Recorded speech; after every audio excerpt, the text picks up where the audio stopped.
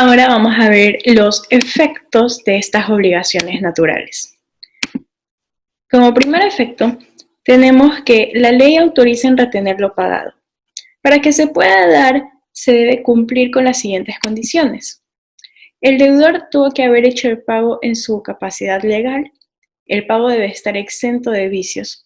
Si no se cumplen estas condiciones, el deudor puede solicitar vía reembolso que le devuelvan lo pagado. No puede argumentar un error de derecho por el artículo 2197, por lo que no podrá pedir reembolso.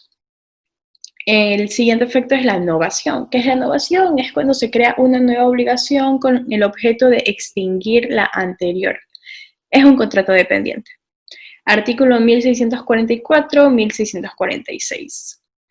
El hecho de que la obligación sea natural no quiere decir que la puedan extinguir por novación y la conviertan en una obligación civil. Por lo tanto, una obligación natural puede ser novada a una obligación civil siempre y cuando haya la intención de novar, que debe de constar por escrito. ¿Una obligación civil puede novarse por una natural? El acreedor y el deudor no pueden crear una obligación natural, aunque de por sí sería muy ilógico. La ley no lo contempla en los casos establecidos tampoco. Lo que sucede es que en el momento de novarse se lo haga por una obligación civil, pero ésta tenga un error, como que el nuevo deudor sea un menor adulto. Admiten caución. Para que una obligación natural pueda ser caucionada, la caución debe ser rendida por un tercero, sería el fiador. Cuando es rendida por el deudor y la obligación principal llega a ser natural, tanto la obligación principal como la caución se extinguen. El acreedor puede rendir acción contra ese tercero. Artículo 2241, que la obligación a que accede la fianza puede ser civil o natural. Artículo 1488, las fianzas, prendas, hipotecas y cláusulas penales constituidas por terceros para seguridad de estas obligaciones valdrán. Importante, ¿desde cuándo se puede rendir la caución? Primer caso, cuando estamos ante los incapaces relativos. No importa cuándo se celebra la fianza, si antes o después de la sentencia. El fiador se obliga independientemente del deudor. Se vuelve un deudor aparte y el acreedor puede iniciar acción contra él. Cuando faltan las solemnidades. Si la fianza fue rendida antes de la obligación natural, es válida, porque es un contrato aparte. Si se cumplió con todas las solemnidades, no hay un problema. Y si es cuando ya la obligación es natural, o sea, es declarada así, con mayor razón puede rendir caución. No importa en realidad el momento. El tercer caso es el de la prescripción. Este es un poco más largo, porque para que la caución rendida sea válida, tiene que ser después de la sentencia que declare prescrita la obligación. Si la fianza se constituye al mismo tiempo que la obligación principal, también prescribe por el paso del tiempo y la fianza se considera como una obligación natural. El fiador no tiene derecho de repetición contra el deudor. Es en virtud de la naturaleza jurídica de las obligaciones naturales, porque si el acreedor no puede exigir el cumplimiento de la obligación, peor aún el deudor.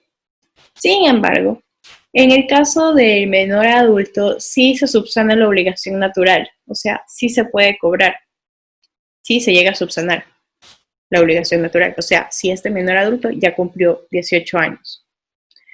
Por favor, el artículo 2272, 2277, revísenlos. El fiador no puede ejercer su derecho de repetición, salvo que la nulidad haya sido subsanada por ratificación o transcurso del tiempo. Y el beneficio que tiene el fiador en las demandas es el beneficio de excusión. Es importante, beneficio de excusión. Antes de que demandes al fiador, debes demandar al deudor, salvo que el fiador se haya obligado solidariamente. Si no, goza de este beneficio de excusión. Tanto él como el deudor principal pueden ser demandados al mismo tiempo. El beneficio de excusión, recuerden, antes de irte contra el fiador, debes de irte contra el deudor. Artículo 2259. Este beneficio de exclusión es una excepción de puro derecho. Cuarto efecto, no se aplica el efecto de cosa juzgada.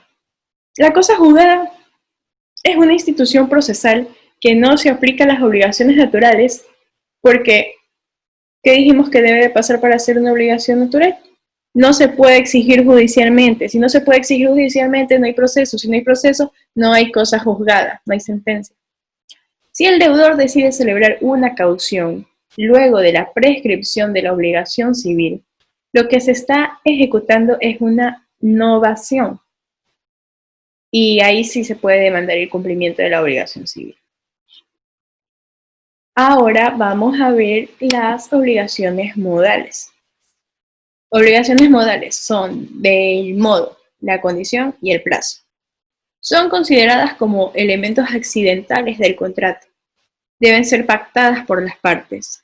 No afectan la existencia del contrato y no hay modalidades que se presumen. El modo. El modo consiste en una carga impuesta al adquirente de un derecho. Esa carga se traduce a una prestación que debe realizar el adquirente de ese derecho, pero tiene la obligación de cumplirla. El modo suele aparecer en la donación o las asignaciones testamentarias. Por ejemplo, el hijo heredó una casa, pero tiene la obligación de cumplir con una carga impuesta en el testamento. Un ejemplo de película, Alf en Batman hereda la casa, pero solo para usarla como refugio de personas desamparadas. Si Alf no cumple con ese presupuesto de darle amparo a esas personas, de que vayan a vivir a la mansión de Batman, entonces él no tiene derecho a esa casa. En el modo, ya existe un derecho adquirido, importantísimo, ya existe el derecho adquirido en el modo. Pero en una condición, al tratarse de un hecho futuro e incierto, la persona no necesariamente tiene adquirido un derecho. Esa es una diferencia entre el modo y condición. Artículo 1117. ¿Y qué es la condición? La condición es un evento futuro e incierto. La condición siempre es sobre eventos futuros y que exista el elemento de la incertidumbre.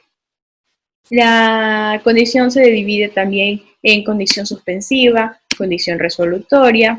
Tenemos por otro lado la condición positiva, negativa, potestativa, causales y mixtas. La condición positiva. Empecemos con la suspensiva. Consiste en que mientras no se cumple el evento de la condición, el derecho se encuentra suspendido. Por ejemplo, yo me tengo que graduar de abogada en 2 años para que me den un departamento. Mientras yo no esté graduada de abogada, no puedo tener acceso a ese departamento, por más que ya esté comprado. Condición resolutoria. Consiste en que si se cumple con la condición, se extingue el derecho. Este ejemplo es en el que yo tengo un carro por todo el tiempo que esté en la universidad. En el momento en que yo me gradué de abogada, yo dejo de tener derecho a ese carro que me lo dieron para transportarme de mi casa a la universidad y de la universidad al trabajo. ¿Cuál es la diferencia aquí? En que en la suspensiva, el potencial acreedor de la condición no tiene el derecho hasta que cumple la condición. En cambio, en la resolutoria se tiene el derecho y se extingue una vez cumplida la condición. Ambas tienen que recaer en eventos legalmente y físicamente posibles. El evento no debe estar prohibido por la ley y la condición debe obedecer también a las leyes de la física y la naturaleza. ¿Qué es esto? Bueno, eso está en el artículo 1491, también que dice que la condición positiva debe ser física y moralmente posible. Es físicamente imposible la contraria a las leyes de la naturaleza física y moralmente imposible la que consiste en un hecho prohibido por las leyes o es opuesta a las buenas costumbres o al orden público. También, por favor, lean el artículo 1495 y 1496. Tenemos las condiciones positivas. Artículo 1490. Condición positiva o negativa. Positiva, que acontezca la cosa. Negativa, en que no acontezca la cosa. Artículo 1492, para tener un mejor entendimiento de la condición negativa, en el cual dice que si la condición es negativa de una cosa físicamente imposible, la obligación es pura y simple. Si consiste en que el acreedor se abstenga de un hecho inmoral o prohibido, vicia la disposición. Si es físicamente imposible, la obligación es pura y simple. Ejemplo, si mañana no llueve fuego, te regalo $1000. ¿Cuándo va a llover fuego? Nunca. O un ejemplo más ridículo aún, que lluevan cerdos. Nunca van a llover cerdos. Si recae sobre un evento ilegalmente imposible, la condición es nula. Por ejemplo, si tú no matas a tu peor enemigo mañana, yo no te pago $1000. Eso no puede pasar porque no se puede abstener de algo que está prohibido. Seguimos con la condición potestativa. Consiste en que el evento futuro e incierto depende exclusivamente de la potestad, de la voluntad del deudor o del acreedor. Por ejemplo, yo le digo a mi amiga Cristina que si se gradúa de abogada en 3 años, le doy mi carro. Depende de Cristina, que va a ser la acreedora de ese carro, en cumplir con la condición. Graduarse en los 3 años. Si se gradúa en 4 años, no le doy el carro. Si se gradúa en 2 años, tampoco le doy el carro. Si no se gradúa, peor aún. Si no se gradúa nunca. Condiciones causales. Estas dependen de un suceso de la naturaleza o de la voluntad de un tercero. Por ejemplo, si mañana cae nieve, te compro un regalo. Condiciones mixtas. Estas consisten en que el evento futuro e incierto dependan en parte y parte de la voluntad del acreedor o del deudor y de la voluntad del tercero o de la naturaleza. Un ejemplo de esto puede ser en que si mañana llueve y ustedes vienen a clase con esta lluvia torrencial, yo les doy $1000 a cada uno. Seguimos con la subclasificación de las condiciones potestativas. Tenemos condiciones que son meramente potestativas. Artículo 1494, por favor. En las que dicen que son nulas las obligaciones contraídas bajo una condición potestativa que consista en la mera voluntad de la persona que se obliga. Si la condición consiste en un hecho voluntario de cualquiera de las partes, valdrá. ¿Qué quiere decir esto? Que la persona, deudor o acreedor, no tiene que realizar algo. Solo dependerá del arbitrio o simple deseo de la persona que se realizará. Por ejemplo, Viteri. Yo le doy el carro si usted quiere que le regale el carro. Si ella no quiere que le regale el carro, no le doy el carro. Pero si ella me dice sí, le doy el carro. Si recae en la voluntad del deudor, es nula. Por ejemplo, yo les pago $1000 si a mí me da la gana. Porque si hablamos de que el deudor tiene que cumplir con una obligación, es lógico que no lo vaya a hacer. Ejemplo, en el artículo 2097 tenemos la figura del comodato, que dice que el comodato toma el título de precario si el comodante se reserva la facultad de pedir la restitución de la cosa prestada en cualquier tiempo.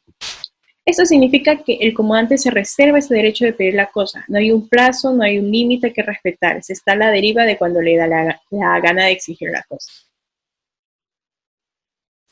También podemos ver lo que es la incertidumbre como elemento de la condición. La condición puede darse por fallida o la condición como tal se da por cumplida. ¿Cuál es el plazo para que se catalogue como fallida o cumplida la condición? Se debe respetar el plazo pactado por las partes. Si no se pactó el plazo, la ley establece que no se puede superar los 15 años. Acuérdense de eso, si no hay un plazo, la ley establece que no puede superar los 15 años.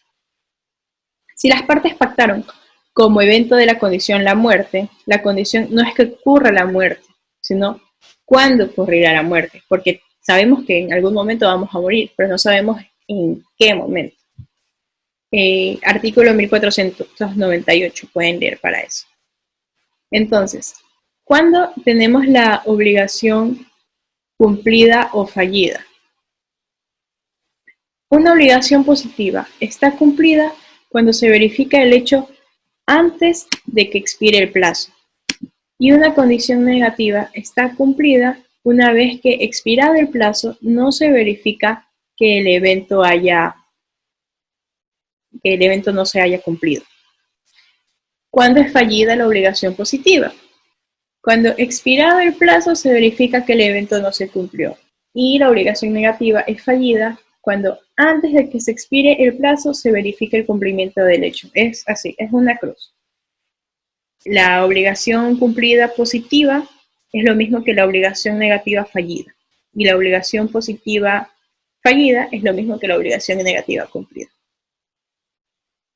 Ahora tenemos a los efectos de la condición suspensiva. La condición suspensiva tiene dos etapas. Primero, cuando está pendiente, que está esta incertidumbre de si va a pasar o no, se va a cumplir y va a tener el derecho, y cuando está cumplida. Los efectos de la condición suspensiva en modo pendiente son algunos. Vamos a hablar de los siguientes.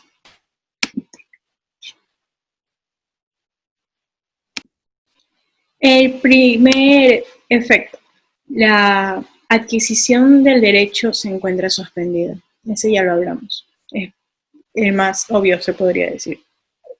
El segundo, si se paga antes de que se cumpla la condición, se puede repetir lo pagado. Eso está en el artículo 1501.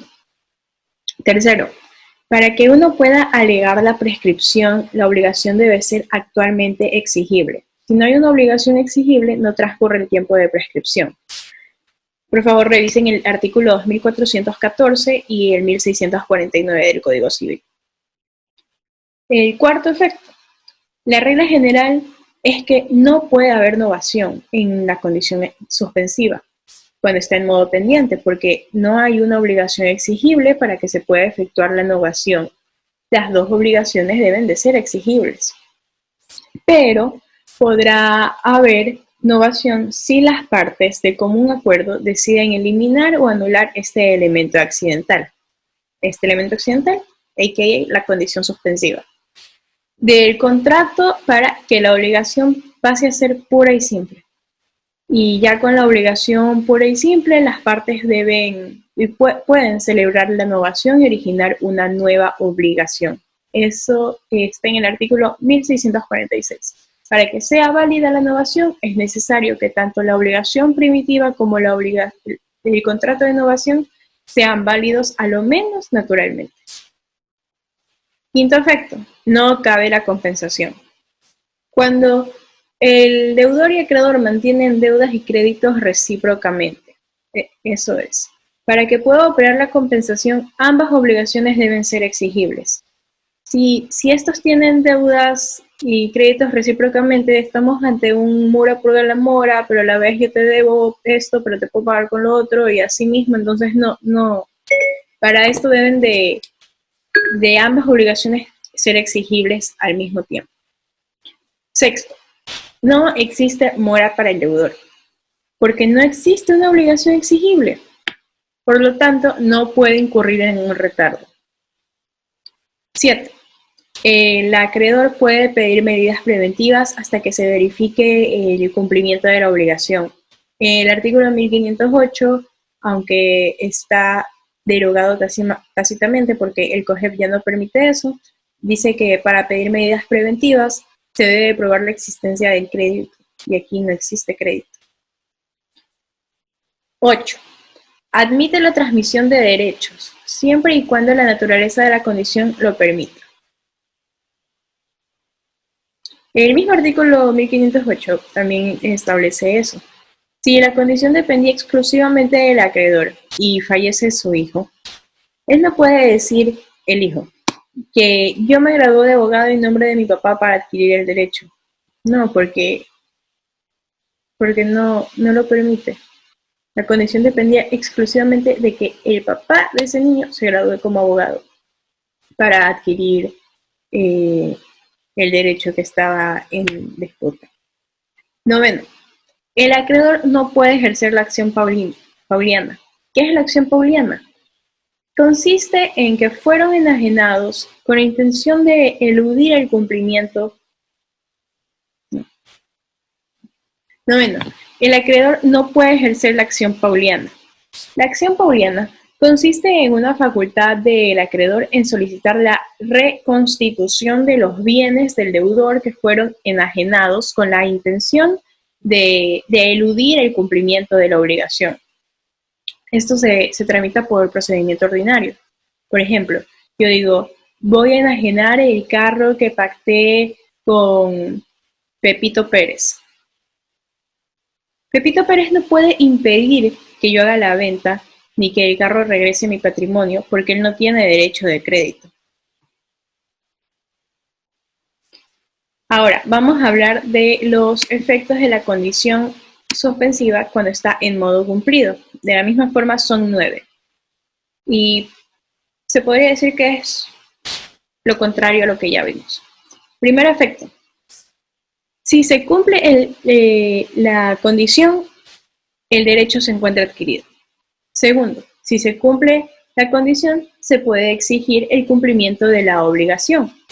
Tercero, si se cumple la condición y ya empieza a transcurrir el tiempo de la prescripción, porque ya tenemos una obligación exigible. 4. Si se cumple la condición, cabe la novación. Por la misma razón, ya hay una obligación exigible. Quinto, si se cumple la condición, cabe compensación. Sexto, si la cosa que se debía como condición se pierde y ya se cumple esa condición, el acreedor puede pedir el pago de la cosa que se perdió más la indemnización. Séptimo, la cosa existe al momento de la condición, pero si existen mejoras, el acreedor se va a aprovechar de ella. Si hay deterioros, el acreedor debe aceptar la cosa como tal, siempre y cuando los deterioros hayan sido por fuerza mayor. Si estos deterioros son a causa del deudor, el acreedor puede pedir la rescisión del contrato y o que le entreguen la cosa. En ambos casos, pueden pedir indemnización por daños y perjuicios.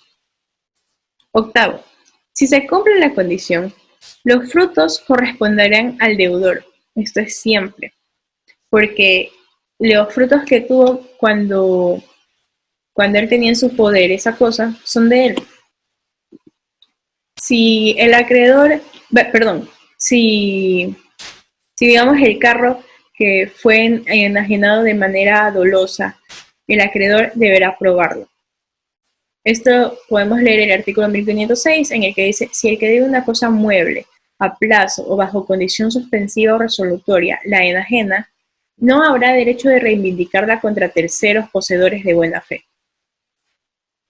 Si fue de buena fe, no pasa esto. Si la condición estaba inscrita en un registro, en el caso de los bienes inmuebles, y bajo el título que se debe, sí se puede enajenar. El acreedor podrá pedir la terminación del contrato y exigir la obligación porque el tercero conoce de esa condición. Es decir, yo enajené la casa que... Ya, es decir, a mí me dieron el carro. Ese es el derecho adquirido. Pero yo a ese carro, el carro que me dieron para ir a la universidad, de eso vamos a hablar. Pero ese carro yo lo vendí. Lo vendí mientras yo estaba estudiando para tener más plata para mí. Quien me dio el carro a mí, el acreedor, debe de probar que eso fue enajenado de manera dolosa, o sea que yo lo hice con dolo. Pero no le puede pedir el carro de vuelta a la persona a la que yo le vendí porque él fue un comprador de buena fe. Pero, digamos que me hayan dado una casa y yo vendí esa casa. Ahí sí le puede pedir la obligación a ese tercero porque él sabía, eso, hay una prueba que conoce de la condición, porque esa condición estaba inscrita en el título que se debe, en el registro de aquel bien inmueble. No sé si me expliqué muy bien, cualquier cosa me pueden preguntar después. Para esto, por favor, lean el artículo 1506, como ya les dije, y el artículo 1507, para un mejor entendimiento. Si la condición es declarada fallida, no produce ningún efecto jurídico. En la suspensiva, tengo que cumplir con la condición para poder tener ese derecho. Y en la resolutoria yo ya tengo el derecho como tal, y cuando se cumpla la condición se extingue. Ahora vamos a hablar sobre los efectos de la condición resolutoria en modo pendiente. Como primer efecto de la condición resolutoria en modo pendiente, tenemos que ya existe el derecho adquirido, por lo que ya hay un crédito y el acreedor puede exigir el cumplimiento de la obligación. Mientras no haya crédito, no hay una obligación exigible. El segundo efecto es que si transcurre el tiempo de prescripción para el acreedor, recordemos que toda acción ordinaria prescribe en 10 años desde que la obligación se hizo exigible. Desde que se hizo exigible, no desde que se declara fallida. Tercero, el acreedor puede solicitar medidas conservativas porque tiene un crédito a favor y esto siempre debe de cumplir con los requisitos procesales. Cuarto, el acreedor puede ejercer todo acto de disposición sobre la cosa que se debe. Para esto, en el artículo 1506 dice que si el que debe una cosa mueble a plazo o bajo condición suspensiva o resolutoria o ajena, no habrá derecho a reivindicarla contra terceros poseedores de buena fe. Sigamos con los efectos de la condición resolutoria una vez que ha sido cumplida. El primer efecto es que la obligación se extingue y hay un efecto retroactivo antes de que se celebre la condición. El acreedor se vuelve deudor porque debe restituir la cosa. Se invierten los papeles en este efecto de la condición resolutoria cuando ya ha sido cumplida. Segundo, si la condición resolutoria está inscrita en un registro y el acreedor, pongámosle un nombre, José, enajena antes de cumplir la condición, es decir, le vende a María, y no logra cumplir con esta condición, el nuevo acreedor, el que entregó la casa en primer lugar, puede pedir que reivindiquen el bien. El nuevo acreedor sería la persona que le dio a José ese casa, no me acuerdo. Bueno, el artículo 1507, por favor. Puede pedir que le reivindique el bien, recuerden eso. Tercero, cumplida la condición, si la cosa perece sin culpa del deudor, la obligación se extingue. Si la cosa no existe por culpa del deudor, deberá pagar el precio de la cosa más la indemnización de perjuicios. Artículo 1502. Cuarto efecto. Las mejoras de la cosa le corresponden al acreedor, siempre, siempre. Los deterioros los sufrirá el acreedor siempre y cuando no haya culpa del deudor. Pero si hay culpa del deudor, ya se imaginan, el acreedor puede rescindir el contrato o puede recibir la cosa. En ambos casos puede pedir la indemnización. Esto también nos deriva a la culpa lata o la culpa grave, que la culpa grave equivale a los efectos del dolo. Si la cosa existe al tiempo de cumplirse la condición, se debe en el estado en que se encuentre, aprovechándose el acreedor de los aumentos o mejoras que haya recibido la cosa sin estar obligado a dar más por ella y sufriendo su deterioro o disminución sin derecho alguno a que éste se le rebaje el precio, salvo que el deterioro o disminución proceda de culpa del deudor. En este caso, el acreedor podrá pedir o que se rescinde el contrato o que se entregue la cosa. Además de lo uno o de lo otro, tendrá derecho de indemnización de perjuicios. Quinto, los frutos siempre van a corresponder al deudor, siempre. Porque verificada la condición resolutoria, no, lo que se percibió en el tiempo intermedio, salvo que la ley, el testador, el donante o los contratantes hayan dispuesto lo contrario, los frutos siempre van a corresponder al deudor. Ahora debemos de hablar de una figura que ya la mencionamos anteriormente, que es un elemento esencial, la condición resolutoria tácita. Ahora vamos a hablar de una figura que ya la mencionamos anteriormente, un elemento de la naturaleza del contrato, que es la condición resolutoria tácita. Esta condición resolutoria tácita es una excepción a las condiciones, porque es un elemento natural de todos los contratos bilaterales. En ejecución directa, en los contratos de ejecución directa, eso quiere decir que las obligaciones se extinguen en un solo momento. Por ejemplo, una compraventa. Así el pago sea diferido a 12 meses, el contrato es de ejecución directa porque en el momento en que yo pacté comprar ese carro, se extingue en un solo momento, se extingue la obligación y me lo entregan. Y tracto sucesivo, un ejemplo de esto es el arrendamiento. No sé por qué dije. ¿Por qué digo esto? Porque en la condición resolutoria tácita en contratos de ejecución directa se aplica un efecto retroactivo. La palabra que aquí buscamos es resolución. Se termina el contrato. En los contratos de tracto sucesivo, la palabra es terminación, porque no se pueden retrotraer los efectos, porque la obligación se va cumpliendo de manera gradual. El arrendamiento es una obligación de tracto sucesivo porque mes a mes yo debo de pagar mi canon mensual del arrendamiento. Es decir, se genera, ya pagué la pensión de junio, en julio tengo que volver a pagar y así se va renovando la obligación mensualmente. El artículo 1505 nos habla sobre la condición resolutoria en los contratos bilaterales. Si una condición resolutoria es declarada fallida, se ratifica el derecho adquirido, es decir, me va a quedar con la cosa por siempre. Siguiendo nuestra clasificación de las obligaciones, ahora nos encontramos con las obligaciones a plazo. Esto se constituye como un elemento accidental. El plazo consiste en el tiempo fijado por las partes para el cumplimiento de una obligación. Se diferencia con la condición en que el plazo es un evento cierto. El plazo es un evento cierto, la condición es un evento futuro e incierto. Y el plazo jamás será declarado fallido. El plazo suspende la exigibilidad de la obligación o extingue el derecho una vez concluido. La clasificación de los plazos. A continuación. La clasificación de los plazos. Tenemos al plazo suspensivo. En el plazo suspensivo ya se suspende el crédito. La exigibilidad se suspende hasta el vencimiento del plazo.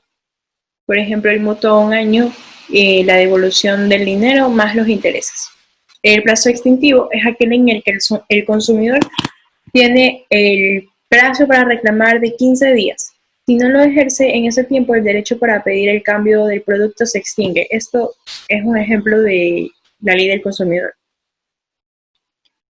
O plazo tácito.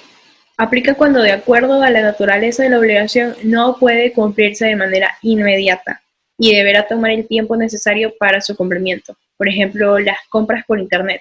Debido a la distancia, no se sabe cuándo van a llegar. Y las facturas, una vez aceptadas, se vuelven exigibles, hace que la obligación sea exigible. El plazo legal. El plazo legal es cuando la ley expresamente estimula un plazo determinado para la obligación. Por ejemplo, en el mutuo dice que el artículo 2103 dice que no habrá derecho de exigirlo sino después de 10 días subsiguientes a la entrega. El plazo judicial es aquel en el que el juez dictamina un plazo únicamente cuando la ley lo permite. Debe respetar la voluntad de las partes. Es artículo 948 y 2104, hagan la concordancia, por favor. También con el artículo 1510. Tenemos el plazo convencional, que las partes lo convienen, lo pactan, se ponen de acuerdo. El plazo continuo, que es para el transcurso del tiempo, se consideran todos los días, de lunes a lunes. Plazo discontinuo, solo se consideran los días hábiles, es decir, en término. Plazo determinado consiste en que se cumple exactamente cuando va a vencer el plazo. Y el plazo indeterminado, la muerte. No se sabe cuándo va a pasar. Ahora, los efectos del plazo suspensivo. Efectos del plazo suspensivo. En primer lugar, tenemos que si se paga antes del cumplimiento del plazo, la obligación se extingue. Está perfecto. Segundo, el acreedor puede solicitar providencias preventivas en el caso de que el deudor no vaya a cumplir con el plazo. Tercero, sí se puede innovar porque existe la obligación, pero no cabe la compensación porque la obligación no es exigible aún. El artículo 1672 nos dice que la compensación se opera por el solo ministerio de la ley y aún sin conocimiento de los deudores. Pero un requisito es que ambas sean actualmente exigibles. Quinto efecto del plazo suspensivo. No transcurre el tiempo de prescripción porque la obligación no es exigible. Y sexto, el deudor no incurre en mora. No hay mora porque no hay una obligación exigible para que él incurra en mora. Tenemos también los efectos del plazo extintivo. Primero, si transcurre tiempo para la prescripción, porque se extingue, ya está la obligación exigible hace rato. Cabe la compensación, el deudor incurre en mora y no cabe innovación.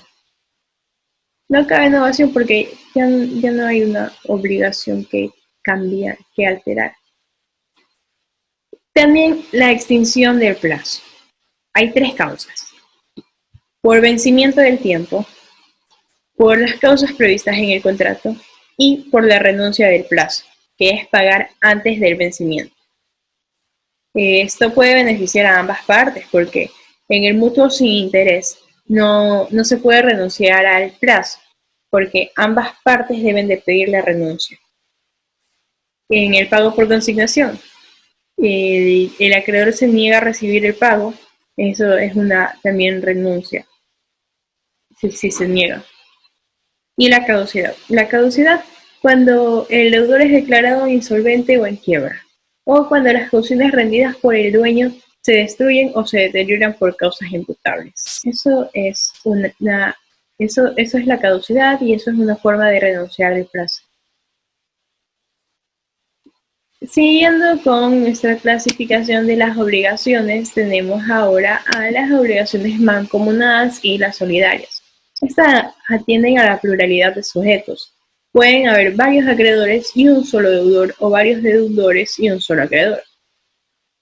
La obligación mancomunada consiste en que si existen varios acreedores de una obligación como tal, cada acreedor puede cobrar únicamente su cuota de crédito. En caso de que hayan varios deudores, únicamente tendrán que responder por su cuota de la deuda ante el acreedor. Es decir, cada quien es responsable por su parte. En el ejemplo de múltiples acreedores, hay dos acreedores y la obligación es de $2.000. Cada acreedor solo puede exigir al deudor $1.000. En el caso de que los acreedores hayan dado de manera igual, que se entiende por regla general que es así.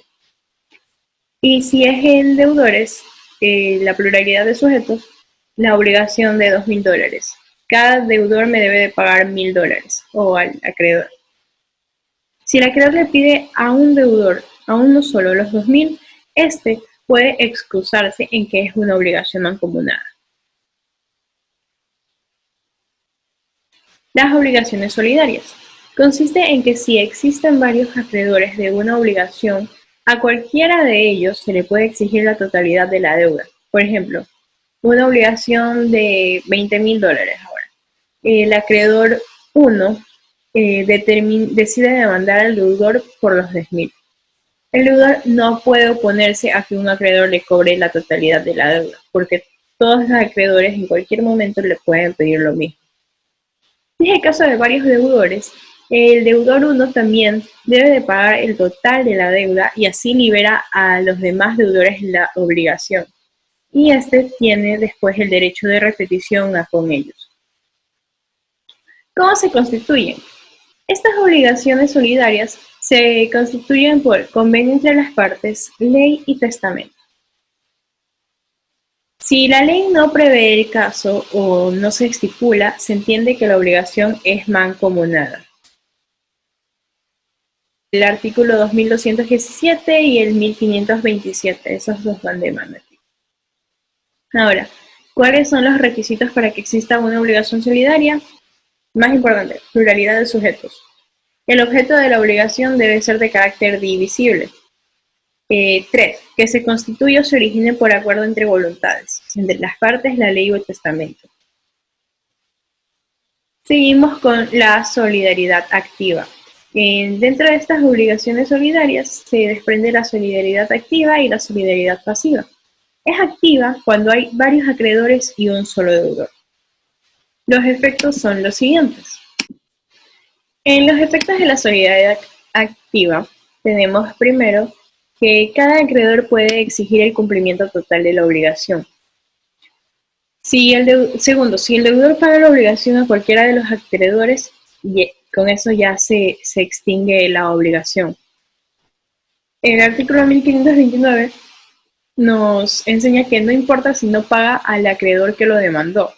Igual es válido que se le haya pagado de buena fe a otro acreedor, así no supiese que estaba citado. El espíritu de la norma es que el deudor haya sido citado sin importar quién. Si paga a otro acreedor sabiendo que ya me habían citado un acreedor específico, puedo contestar en la demanda que por solución o pago ya cumplí con la obligación. El acreedor que no demandó no debería aceptar si sabe que otro acreedor ya inició el juicio, ese pago. No lo debería aceptar si ya tienen conocimiento que otro acreedor va a iniciar el juicio con el deudor. Tercero, si uno de los acreedores interrumpe la prescripción, beneficiará a los demás acreedores. En el artículo 2419 dice que la interrupción que obra en favor de uno de varios coacreedores no aprovecha a los otros, ni la que obra en perjuicio de uno de varios codeudores, perjudica a los otros, a menos que haya solidaridad, y no se haya renunciado en los términos del artículo 1532.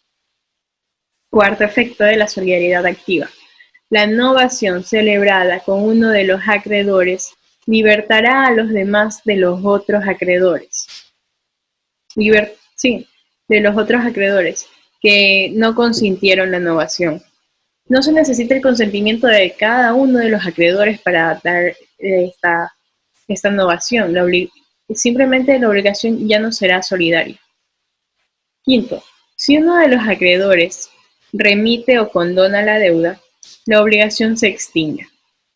No se necesita de igual forma el permiso de los demás acreedores. Si hay perjuicios, ellos pueden demandar por daños y perjuicios al que condonó la deuda. Sexto, si uno de los acreedores constituyó en mora al deudor, beneficiará a los demás deudores. Está en mora con todos los demás. Y séptimo, cualquier acreedor puede solicitar medidas preventivas. Artículo 1529, 1530. Pero, ¿qué ocurre con los acreedores cuando se extingue la obligación? La ley no dice nada al respecto realmente, pero la doctrina dice que por lógica se deben de aplicar que entre los coacreedores hay una obligación pura y simple que se divide por el número de sujetos activos de la obligación. De igual forma tenemos a los efectos de la solidaridad pasiva. Primero, cada deudor puede ser demandado o exigido para el cumplimiento total de la deuda. Si un deudor demanda solo a un acreedor, eso no aplica para el otro acreedor, porque la defensa entre acreedores puede ser distinta. El abono parcial de la deuda no significa la renuncia a la solidaridad, eso hay que recordarlo. El abono parcial de la deuda no significa renuncia de la solidaridad. Artículo 1531. La demanda intentada por el acreedor contra alguno de los deudores solidarios no extingue la obligación de ninguno de ellos, sino en la parte en que hubiera sido cumplida por el demandado. Segundo, si uno de los deudores alega la prescripción, beneficiará a los otros deudores.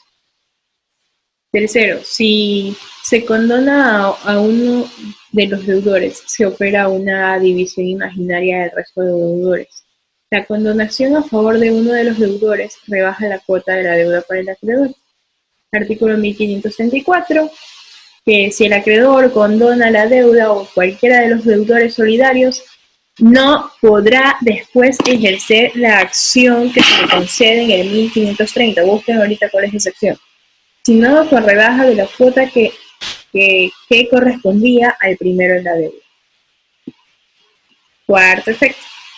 El deudor solidario que no consintió la novación quedará liberado de la obligación nueva.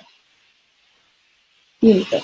Si uno de los deudores alega de la cosa que se debe, si uno de los deudores alega compensación por un crédito con el mismo acreedor, eso beneficiará a todos los demás deudores.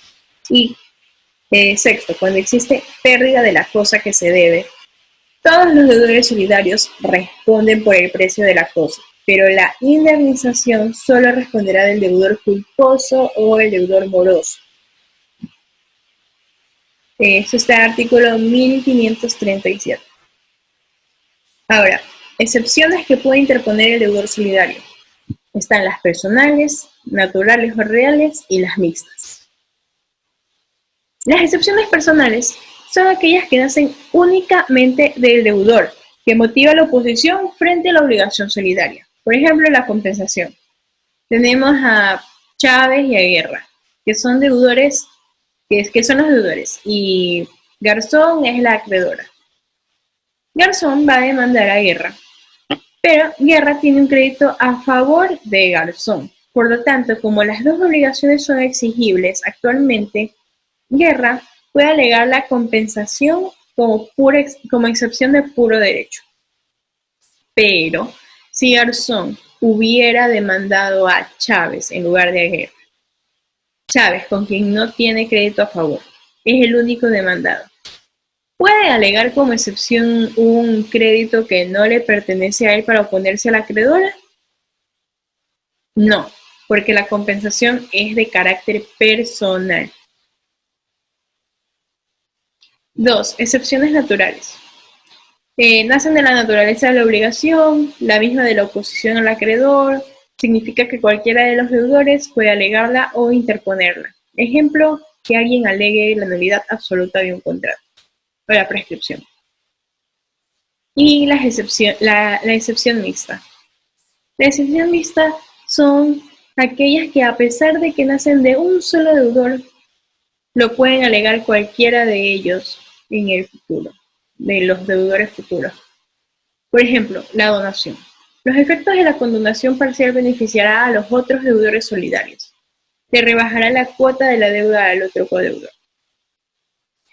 Y en cuanto a la compensación, si ese deudor cede su crédito al codeudor solidario que fue demandado por el acreedor, ahí sí se puede interponer esa excepción por el codeudor solidario.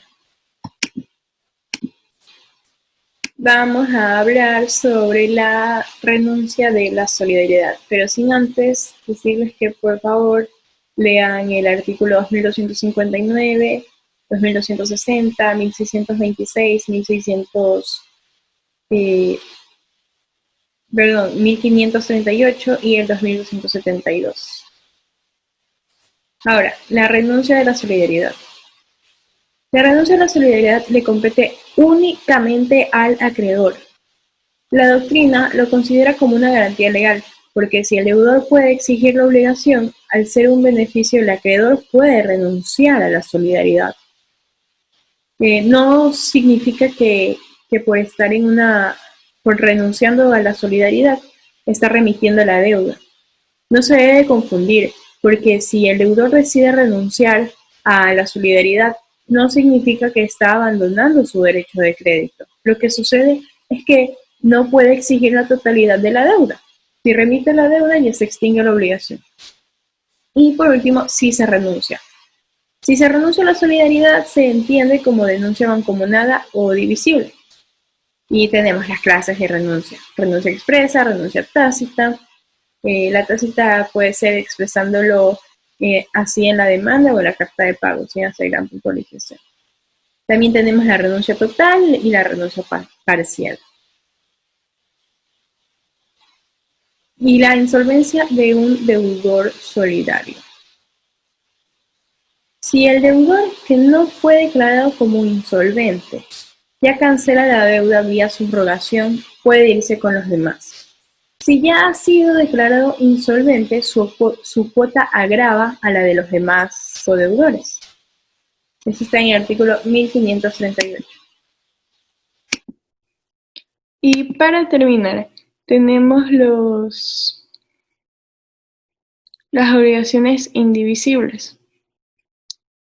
Las obligaciones indivisibles son aquellas que consisten en que, existiendo la pluralidad de sujetos, la prestación como tal no es susceptible de ejecutarse en parcialidades o fraccionarse, porque cada acreedor puede exigir la totalidad de la obligación y cada deudor es responsable de ella.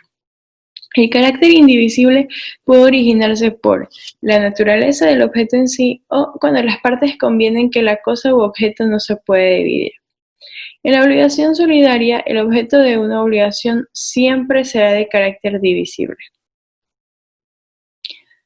El indivisible siempre será indivisible. Artículo 1540, 1541, 1543 y 1547. También tenemos el beneficio del plazo. El deudor de una obligación indivisible puede solicitar un plazo para ponerse de acuerdo con el otro deudor para cumplir la obligación. Esto es importante, ya que se aplican las reglas del incumplimiento contractual. Artículo 1546. Primero, el deudor que es demandado puede pedir el plazo. Segundo, si la obligación, justo el demandado, es el único que puede cumplirla, ya no hay este beneficio de plazo. Tercero, si no puedo poner de acuerdo el deudor, deberá cumplir su obligación, pero queda a salvo su derecho de pedir daños y perjuicios. Lo más probable es que si se invoca este artículo, el 1546, en mandamiento de ejecución no se lo otorgue, ya que hace referencia cuando el deudor ya es demandado. El plazo lo da el juez. El artículo 1545 nos habla de la prescripción interrumpida respecto de uno de los deudores de la obligación indivisible, que por la naturaleza jurídica de la obligación, si ya se declaró extinguida por la prescripción, es ilógico que se le cobre al deudor que no lo alegó. Eso está en el artículo 1549. Por otro lado, tenemos que la indemnización de perjuicios es de carácter divisible. Los perjuicios son divisibles. Y si son estimados en $5.000, eso lo divido para el número de deudores que hayan. En el caso de que son 5 los deudores, cada uno tiene que responder por 1.000. Y si hay varios acreedores, también, por lo que cada uno exige su cuota respecto a la relación de daños y perjuicios. Es distinto el perjuicio por mora al de culpa que le hace imposible ejecutarla. Artículo 1550.